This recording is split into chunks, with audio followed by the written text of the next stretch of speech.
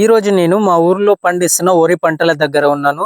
మా ఊర్లో పండించే వరిని అయితే చూపిస్తాను రండి. ఈ వీడియోలో మీరు పూర్తిగా తెలుసుకోండి. ముందుగా ఇక్కడ ఈ పంట చూసుకున్నట్లయితే ఒక 20 రోజుల ముందు వేయడం ద్వారా ఇప్పుడు కోతకు అనేది రెడీగా ఉంది. చూస్తున్నారు కదా మీరు. వారం నుంచి 10 రోజుల లోపల అయితే పూర్తిగా వరి కంప్లీట్ అయిపోతది. ఈ పంట అనేది మనకు చేతికి వస్తది.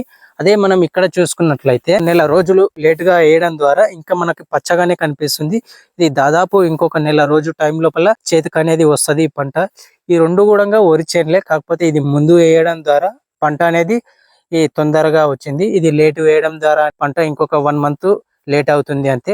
మరి మా ఊర్లో అయితే ఎక్కువగా వరి పంట మరియు పత్తి ఇలాంటివి ఎన్నో రకాలైన పంటలను అయితే పండిస్తుంటారు. మీ ఊర్లో కూడా ఎక్కువ ఎలాంటి పంటలు పండిస్తారనేసి మీరు కామెంట్ చేయండి. కొత్తగా చూసే వాళ్ళు ఎవరైనా సరే ఛానల్ ని సబ్స్క్రైబ్ చేయండి, లైక్ చేయండి, షేర్ చేయండి. Thank you for watching.